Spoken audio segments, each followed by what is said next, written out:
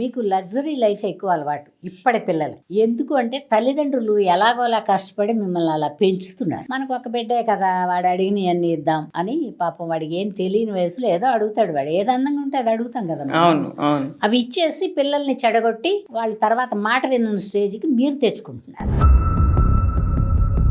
మా కాలంలో మా అమ్మ చచ్చిపోయే వరకు మా అమ్మ ఏం చెప్తే అదే విన్నాను నేను. పేరెంట్స్ అనేది పిల్లలకి ఎక్కువ ఇచ్చి పాడు చేస్తున్నారంటారా? మా రోజుల్లో ఇవాళ అడిగితే పెన్ను కానీ పెన్సిల్ కానీ, పెన్నులు లేవులే అప్పుడు, పెన్సిళ్ళు బలపాలే. అవి అడిగితే ఇప్పుడు అడిగామంటే డబ్బులు లేవు రేపు అనేవారు. అప్పుడు మీరు ఒప్పుకునేవారు, ఇప్పుడు ఒప్పుకోవట్లేదు కదా. రాయకుండా ఉండొచ్చులే మాకు కొనివ్వలేదు, మాస్టర్ గారు ఇవ్వలేదండి మా ఇంట్లో.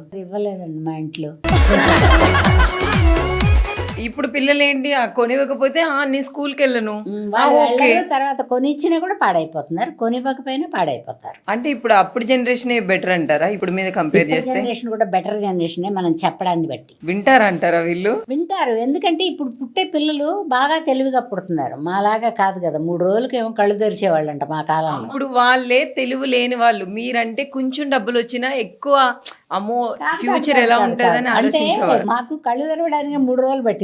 ఇప్పుడు పిల్లలు పుడతాను ఇలా చూస్తున్నారు కదా. అమ్మమ్మ అని ఒకడు అంటున్నాడు, అమ్మ అని ఒకడు అంటున్నాడు. అసలు నిజంగా విచిత్రంగా ఉంది. బట్ ఇప్పుడు పిల్లలు బాగా తెలివైన పిల్లలు పుడుతున్నారు. అవును. తల్లిదండ్రుల మూర్ఖత్వమును, అమాయకత్వమును, తెలియనితనమా, ఈ మూడిట్లో నువ్వు ఏది తీసుకున్నా నాకేం అబ్జెక్షన్ లేదు. కానీ తల్లిదండ్రుల వల్ల పిల్లలు మూర్ఖంగా తయారవుతున్నారు. ఎందుకంటారమ్మా? ఎందుకంటే మీకు డబ్బు విలువ తెలియడం లేదు. నువ్వు 1 లక్ష, మీ ఆయన 1 లక్ష సంపాదించారను, నీకు ఎప్పటికన్నా పెళ్ళి అవుద్దుగా? నేను చేసుకోనమ్మా పెళ్ళి. సరే చేసుకోపోతే వెళ్ళండి గుడ్డు, ఓ బిడ్డను కనుకో. ఎందుకంటారు చెప్పండి అమ్మా? తల్లిదండ్రి ఇద్దరు బాగా సంపాదిస్తున్నారు కదా, వాళ్ళకి టైం ఉండదు.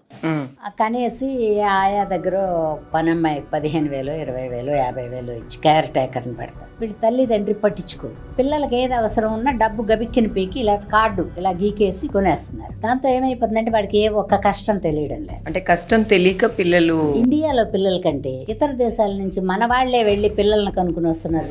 ఆ పిల్లల్ని చూస్తే ముచ్చటేస్తారు. ఎందుకమ్మా? ఏదైనా ఒక చాక్లెట్ అది ఒకటి తీసుకుంటే డస్ట్బిన్కి వెళ్ళి వేస్తారు. నేను మా ఇంటికి వచ్చిన పిల్లల్ని చూసి నేను ముచ్చటపడ్డా, అరే భలే ఉన్నారే పిల్లలంటే. నేర్పిస్తారు తల్లిదండ్రులు, ఎందుకంటే అక్కడ ఎవరి పనులు వాళ్లే చేసుకోవాలి. అంటే మీరు చెప్పింది కరెక్టే అమ్మా. కాకపోతే ఏంటంటే ఇప్పుడు ఉండే వాళ్ళు, మేము చాలా కష్టాలు పడ్డాము చిన్నప్పుడు, మాకు ఇవి లేవు. కష్టాలు మనిషి నడవడం మొదలుపెట్టిన దగ్గర నుంచి పడతా లెగుస్తానే నడుస్తాడు. అది కష్టం అనుకుంటే ఇట్లా మేము పడిన కష్టాలు మా పిల్లలు పడకూడదు అని కూడా చాలా మంది తీసుకెళ్తారా, నడవనివ్వరా వాళ్ళని? ఒక చిన్న మార్కు పోతే కూడా గబిక్కిని వెళ్ళి అందులో దూకేయడం, గబిక్కిని ఏదో ఒకటి మింగేయడం ఎందుకు అలవాటు చేసుకుంటున్నారంటే ఆ సున్నితత్వం మైండ్కి అలవాటు. సో అంటే పిల్లలు ఇలా అవ్వడానికి కారణం కూడా మోస్ట్లీ తల్లిదండ్రులని నేను అనుకుంటున్నా. ఎందుకంటే నాకున్నది ఒకే పిల్ల, మీరేం పెంచారండి అంటావేమో, నేను బాగానే పెంచా. టైము బాగాలేదు, దానికి కాలం చెల్లిపోయింది, వెళ్ళిపోయింది. నేను అప్పటి నుంచి ఆలోచిస్తున్నాను, ఏం లోపం చేశాను నేను, ఎందుకు ఇలాగా?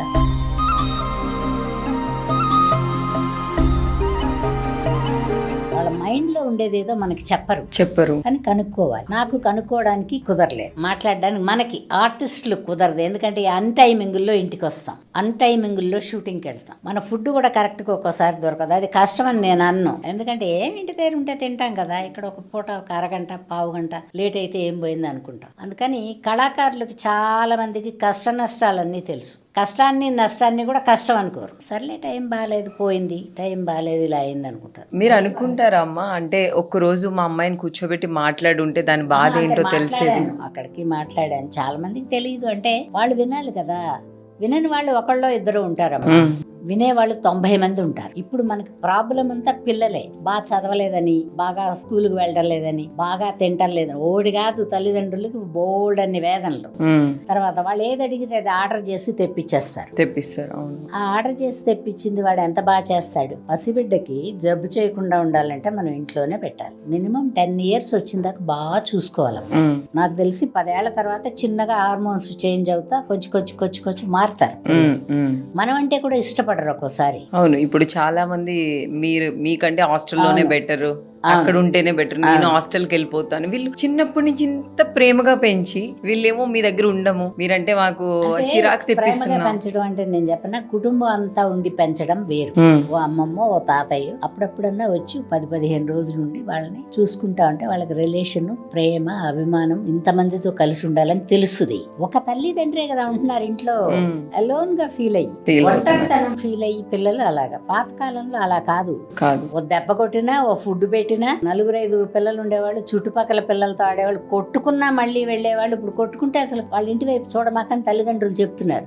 అది కూడా ఒక ద్వేషమే కదా. సో అంటే బేసిక్ గా ఇది మిమ్మల్ని అడిగితే హర్ట్ అవుతారు, కాకపోతే మన ఫ్రెండ్ సర్కిల్ అవ్వచ్చు, లేకపోతే ఏదైనా అవ్వచ్చు, ఎవరైనా లేరు అని తెలిసినప్పుడు మనం తట్టుకోవడం చాలా కష్టం. కానీ మీరు గుర్తొస్తారు, ఏదైనా తినేటప్పుడు గుర్తొస్తారు, తర్వాత వాళ్ళకి ఇష్టమైంది మనం తినేటప్పుడు గుర్తొస్తారు. బట్ కాలం రొటీన్, ఓ మనిషి వెళ్ళడం మళ్ళీ పుట్టడం, ఓ మనిషి రావడం, ఇవన్నీ సహజంగా జరుగుతాయి. కానీ షూటింగ్స్ లో కానీ ఏదైనా కానీ మీరు రాగానే అమ్మ ఎలా ఉన్నారు అని ఒక అమ్మగా మేము అడుగుతాం. అమ్మ అని పిలిచే వాళ్ళు ఎక్కువ మంది ఉండటం వలన ఒక అమ్మ పిలవకపోయినా మర్చిపోతున్నానేమో. ఎందుకంటే బయటకు వస్తే ఏమండి ఎలా ఉన్నారు అనేదానికి, నువ్వు అమ్మ ఎలా ఉన్నావు అనేదానికి ఉంటుంది. అమ్మ అనగానే ఇంకా ఎవరు గుర్తురారు. ఇక్కడ వర్క్ చేస్తున్నాం అనుకో, వీళ్ళే మన పిల్లలు అనుకుంటాం. సాయంత్రం ఇంటికి పోతే గానీ ఒంటరితనం తెలియదు. రోజు మీరు అంటే ఏదో ఒక టైంలో ఖచ్చితంగా గుర్తొస్తారు కదా, అసలు మీరు ఎలా? దాని టైం కాదు, 24 hours గుర్తుంటారు. బట్ అలా పట్టుకుని తాడు పట్టుకుని ఎలాడలేం కదా, మనం కూడా బతకాలిగా. మనం వెళ్ళిపోయిన దాకా మనం కూడా జీవించాలి. నేను ఆర్టిస్ట్గా వచ్చినప్పటి నుంచి ఇప్పటిదాకా చాలా మందిని చూస్తా ఉన్నా. నేను కూడా అదే రొంపులోనో, అదే ఆనందంలోనో, అదే డైమండ్ హౌస్లోనో ఉన్నాను అనుకుంటాను. ఎవరన్నా ఒకళ్ళు అలా బాగాలేరంటే బాధపడతాను నేను. పాత వాళ్ళకి ఏం తెలియదు, ఏది పెడితే అదే తినేవాడు. ఇది కాదు, ఇది పెట్టండి, ఇది వద్దు, ఇట్లంతా ఉండేది కదా. పెద్దవాళ్ళని హింసించడం తక్కువ. ఇప్పుడు పెద్దవాళ్ళు తెచ్చి పెడుతున్నా హింసిస్తున్నారు పిల్లలు. కొంచెం పెద్ద ఎదిగిన తర్వాత వాళ్ళ అనాథాశ్రమంలో వేసేసి వీళ్ళ వైఫ్లతో సెటిల్ అయ్యి, అనాథాశ్రమాన్ని కూడానే తప్పుగా అలా వెళ్ళకూడదండి, అలా వెళ్ళకూడదండి అంటారు. కానీ ఒక్కోసారి ఏమవుతుందంటే నిస్సహాయత. పెద్ద వయసు వచ్చింది కాబట్టి చెప్తున్నాను నేను, ఏ పని చేయబుద్ధి కాదు ఒక్కోసారి. ఒక 4 మనుషుల్లో ఉండి 2 మనుషులు భారం కదా వాళ్ళకు కూడా. ఇప్పుడు నువ్వే ఉన్నా, పొద్దున్న మేకప్ వేసుకోవాలి, షూటింగ్కి వచ్చాయి.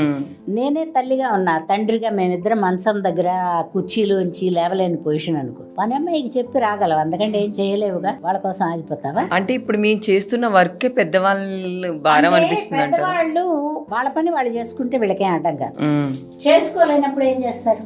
సో అక్కడ ఉండడమే బెటర్ అంటారు. ఇప్పుడు మంచి ఆశ్రమాలే ఉన్నాయి. అనాథ అనమాక పెద్దవాళ్ళు ఉండే ఇల్లం అను, దాంట్లో మనం ఒక 15,000 20,000 కడితే బాగా చూస్తున్నారు. అంటే అక్కడ కూడా మా పిల్లల్ని అంటే ఆ వయసుకి ఏం పెట్టాలో అది పెడతారు. మన ఇంటి దగ్గర ఉంటే నువ్వు బిర్యానీ తెచ్చుకున్నావు అనుకో, పర్వాలేదులే మా తిన అర్ధరాత్రిలో అయినా నాకు ఇంత పెడతావు, అది నాకు పడదుగా.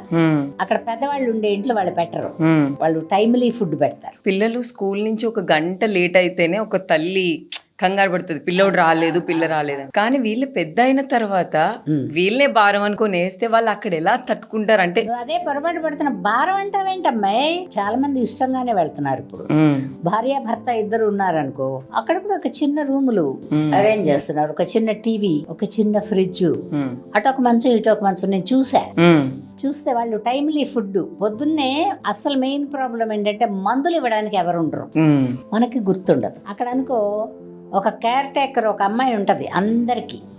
తాతగారు మందులు వేసుకోండి, మామగారు మందులు వేసుకోండి, అమ్మగారు మందులు వేసుకోండి, వాళ్ళ స్టేజ్ని బట్టి అడిగి మందులు ఇస్తారు. అందుకని దాన్ని కూడా మనం పే చేసి ఉండేదాన్ని తక్కువగా మాట్లాడకూడదు. అమ్మ ఇంకొకటి ఏంటంటే ఉమా మహేశ్వరి అంటే ఆ పేరు అన్నపూర్ణమ్మగా ఎలా మారింది? సినిమాల్లో. ఏ సినిమా అమ్మ? స్వర్గం నరకం. ఓకే. రైటర్ నారాయణ రెడ్డి గారు ఆ పేరు సెలెక్ట్ చేశారు. ఓకే, ఈవిడికి ఈ పేరు బాగుంటది అని చెప్పగానే మీరు ఎలా రియాక్ట్ అయ్యారు? అలాగే నచ్చిందంటే 4 అక్షరాలు కదా. ఉమా అంటే తుప్పుక్కని వచ్చినట్టుంటుంది. ఇప్పుడు ఉమా అనే పేరు వాళ్ళు కూడా మార్చుకుంటారేమో మీరు ఇలా అంటే. కాదండి, మర్యాద లేకుండా పిలిచినట్టు ఉంటుంది. ఇప్పుడు అన్నమ్మ అన్న పిలవాలి, అన్నపూర్ణ అన్న పిలవాలి. నాకు ఆ 4 అక్షరాలు ఆయన చెప్పగానే చాలా నచ్చేసింది. ఎస్ అనుకున్నాను, అది కలిసి వచ్చింది నాకు. పైగా నాకు లోపం ఏముంది, ఏ ఊరు పోయినా ఒక అన్నపూర్ణ హోటల్ ఉంటుంది. అబ్బా, మామూలు తెలియదు కాదు అమ్మది. కాశీ వెళ్ళడం అనుపూర్ణ ఉంటది. ఈ అన్నపూర్ణమ్మకి ఎవరైనా క్లోజ్ ఫ్రెండ్స్ ఉన్నారా? క్లోజ్ ఫ్రెండ్స్ ఉన్నారు, 2-3. ఎవరమ్మా? పాతకాలం నుంచి పనిచేసిన వాళ్ళు. అంటే నేను స్కూల్ ఫ్రెండ్స్ లేరు నాకు. ఎందుకమ్మా? అంటే ఎవరితో క్లోజ్? ఆ టైం కుదరలా. 13th year లో వచ్చాను నేను ఇండస్ట్రీకి రంగేసుకుని. 13 years. అప్పటి నుంచి ఇప్పటిదాకా ఇలా పరిగెడుతూ ఉన్నా. ఇప్పుడు కూడా పరిగెడుతున్నాను. మీరు ఎప్పటికీ ఇలాగే ఉంటారు. ఎలా ఉంటాంలే కానీ వయసు అయిపోద్ది కానీ పాతకాలంలో మనం పనిచేసిన వాళ్ళు ఉన్నారు. శ్రీలక్ష్మి గారు, వై విజయ. వై విజయ గారు. అప్పుడు మేడం విజయ నిర్మల్ గారితో వాళ్ళతో, ఆవిడ డైరెక్టర్ ప్లస్ పెద్ద పొజిషన్ లో ఉన్నారు. బాగా పలకరించేవారు ఆవిడ. జయలలిత గారు, తర్వాత ఒక 5-6 ఉన్నారులే ఫ్రెండ్స్. డబ్బింగ్ జానకి, ఇట్లా కొంతమంది ఉన్నారు. ఎప్పుడైనా ఒకసారి ఫోన్ లో మాట్లాడుకో. అంటే మీరు వాళ్ళ ఇంటికి వెళ్ళడం, మీరు? నాకు ఇలాగా పనికి పరిగెత్తే జబ్బు ఉన్న మూలాన నేను ఎవరింటికి వెళ్ళలేను. తర్వాత ఎవరింటికి వెళ్ళినా కంఫర్ట్ గా ఫీల్ అవ్వను నేను. దానికోసం మీరు ఎక్కువ క్లోజ్ అవ్వరు? మా బంధువులకే వెళ్ళను నేను. వెళ్ళరా అమ్మా? చాలా ఇంపార్టెంట్ అంటేనే వెళ్తా. అది కూడా ఇంపార్టెంట్ లేకపోతే వెళ్ళను. ఎందుకంటే ఎవరైనా, నేను కాదు నీకు కూడా మీకు కూడా అండి, ప్రతిదానికి పరిగెత్తి వెళ్ళడం కూడా తప్పని నా అభిప్రాయం. చాలా ఇంపార్టెంట్ అయిన వాటికి తప్పకుండా వెళ్ళండి మీరు. ఇప్పుడు చెప్పు. అంటే కిట్టి పార్టీలు, పబ్బింగ్స్. నేను అవన్నీ వెళ్ళను. మీరు వెళ్ళరు? బాబు, ఈ వయసులో నన్ను పిల్లలు నెంబర్ 1. అమ్మ, సపోజ్ ఈ రోజు నైట్ మీకు కాల్ చేసి అమ్మ పబ్కి వెళ్దాం, మీరు ఎప్పుడు చూడలేదు కదా, నేను ఫోన్ చేసి. చూడలేదు కానీ చీకటి పోకటిగా ఉండదు. ఇది వీటిలో చూపిస్తారుగా, సినిమాల్లో చూస్తాం కదా, లైట్లు ఇలా అంటుంటాయి. మనకు కూడా ఒక అలవాటు ఉంటే వెళ్ళొచ్చు, తప్పేం లేదు. బట్ నాకు కొంచెం గుడ్ హ్యాబిట్స్ తక్కువ. అమ్మ మీకు ఇది కానీ లేదు, ఏమి లేదు. తలకాయ నొప్పి వస్తున్నా. అంటే ఒక్కసారి ఏదైనా ట్రై చేస్తారా? అంటే తలకాయ నొప్పి వస్తుందో లేదో చూద్దాం. లేదు, ఆల్రెడీ వచ్చి వెళ్ళింది. అంటే ఒకసారి ట్రై చేశారు కదా? ఒకసారి అంటే ఎవరో వాళ్ళు ఉంటారు కదా, ఆడవాళ్ళందరూ కూర్చున్నప్పుడు. తప్పేం కాదు అది. మనకి సరిపడితే కొంచెం మెడిసిన్ లాగా వేసుకోవచ్చు. తప్పేం లేదు, ఏది తప్పులేదు. లిమిట్ దాటనంత వరకు లైఫ్ లో ఏది తప్పులేదు. వేసిన తర్వాత ఏమనిపించిందమ్మా? తలకాయ పోటు తూలటం, అటుపక్కకి ఆ గోడ పట్టుకుని ఎందుకు ఆ కష్టం. డబ్బులు కూడా ఖర్చు పెట్టుకుని, ఎదటివాడి డబ్బులో మన డబ్బులో ఖర్చు పెట్టి ఆ గోడ మీద ఈ గోడ మీద పడి రాత్రి పంపు తగిలిందండి. బ్యాడ్ హ్యాబిట్ అని చెప్పను నేను. తగిలిందమ్మా ఏ గోడకైనా రోజు తాగాక? ఎవరికైనా ఫోన్ చేయడం కానీ మీరు ఇంకా అసలు ఏం లేదు? ఇంకా మనకి ఇది సరిపడదని నేను డిసైడ్ అయిపోయా. ఓకే. నేను అంతా లేడీస్ అంతా కూర్చున్నప్పుడు చూసా, మనకు వర్కౌట్ అవ్వాల. సరే అమ్మా, అంటే ఇది మిమ్మల్ని అడగకూడదో నాకు తెలియదు. అంటే మా మదర్ అడగమన్నారు. మీకు పెద్ద ఫ్యాన్ మా అమ్మగారు. ఆ టైంలో మీకు ఎవరైనా ప్రపోజ్ చేయడం జరిగిందా? ఈ ప్రపోజల్స్ లైఫ్ అంతా ఉంటాయి. ఇప్పటికీనా అమ్మా? ఎప్పటికీ ఉంటాయి. ప్రపోజల్ లేదా మనిషి బతకలేడు అసలు. అమ్మ, మీకు ఇప్పటి వరకు ఎన్ని ప్రపోజల్స్ వచ్చాయి? అందరూ అమ్మ అంటారు, నాకేం ప్రపోజ్ చేస్తారు కానీ. నేను ఒక అదృష్టం చెప్పనా, చాలా ప్రపోజల్స్ వచ్చేవేమో గానీ సినిమా ఇండస్ట్రీకి వచ్చేటప్పుడు మదర్ క్యారెక్టర్స్ చేసేవారా? మదర్. ఓ రామారావు గారికి తల్లి ఎవరన్నా కన్ను కొడతారా? చిరంజీవి గారికి తల్లి ఎవరన్నా కన్ను కొడతారా? చిరంజీవి అన్నయ్య అయినప్పుడు నేను అమ్మాయిగా, అంతేగా. నాగార్జున అన్నయ్య అయినప్పుడు నేను అమ్మాయిగా. అందుకని అక్కడ అడ్డం పడిపోయింది. నేను యంగ్ వేషాలు వేస్తే ఎవరన్నా లేపుబోదురేమో. అదేగా నువ్వు అడగాలనుకుంది. నా లైఫ్ లో కొంచెం తక్కువ అమ్మాయి, చాలా అందగత్తిని కాదు నెంబర్ 1. నేను హీరోయిన్ పెద్దగా వేయలేదు. తర్వాత ఏమి కెమెరా డాన్సులు అంతా ఆడలేదు. టెంప్టింగ్ గా ఏం అనిపించను నేను. అంటే మీ లైఫ్ లో ఎవరికి అబ్బాయిలకి వార్నింగ్ ఇవ్వడాలు కానీ అలాంటివి జరగలేదు? వార్నింగ్ ఏముంది, వాడి ఇష్టం, వాడి మనసు, వాడి ముచ్చట పడతాడు. కొన్ని కళ్ళగనుకొని తప్పే ఉంది. ఒక వర్గానికి మీరు ఇన్స్పిరేషన్. ప్రేమ కాకరకాయ ఇవన్నీ నేను నమ్మను. అయ్యో, ప్రేమ లేదే ఇప్పుడు అసలు ఏమీ లేదమ్మా. ఒక మనిషి మీద ఒక మనిషి నమ్మకం ఉండాలి, దాన్ని బిల్డప్ చేసుకుంటే అదే ప్రేమ. అయ్యో, ఇప్పుడు ప్రేమ కోసం తల్లిదండ్రులను వదిలేస్తున్నారు, ఒప్పుకోకపోతే గర్ల్ ఫ్రెండ్ కూడా వదులుతున్నారు. చాలా మందిని చూస్తున్నా నేను. అవునమ్మా. నీకు రూపాయి సంపాదన లేకుండా అమ్మా నాన్న ఇచ్చే డబ్బులతో ప్రేమ ఏమిటి? కాకరకాయ. ప్రేమించడం అనబడేది ఎవరికైనా తెలిస్తే తల్లిదండ్రులను కూడా ప్రేమించాలి, చేసుకునే అమ్మాయిని కూడా ప్రేమించాలి. అంటే అబ్బాయిలే కదా, అమ్మాయిలు కూడా అలాగే. అమ్మాయిలు ఎలా అంటే లేని చిన్నతనంలో బయటకు వచ్చిన వాళ్ళు, చాలా పీనాసిగా బతికిన వాళ్ళు, ఏదో ఆ అబ్బాయి ఖర్చీఫ్ కొని పెడతాడు, ఆ అబ్బాయి లంగా కొని పెడతాడు, ఆ అబ్బాయి ఒక లెహంగా కొని పెడతాడు, ఆ అబ్బాయి ఒక జత చెప్పులు కొని పెడతాడు, వీటికి కకృతి పట్టమే కానీ అది శాశ్వతమైన ప్రేమలు కాదు. ఏమన్నా కామన్ సెన్స్ ఉండే అమ్మాయి కానీ అబ్బాయి కానీ ఉంటే మన ఊళ్ళో మన తల్లిదండ్రులకు చెడ్డ పేరు వస్తుందని ఒకటి ఆలోచించాలి. సిటీకి రాగానే చెడిపోతున్నారు అమ్మాయి. అంటే ఎందుకమ్మా ఇక్కడ ఎందుకంటే అక్కడ ఒక 4-5 జారుతారు కదా, ఫ్రెండ్స్ అవుతారు.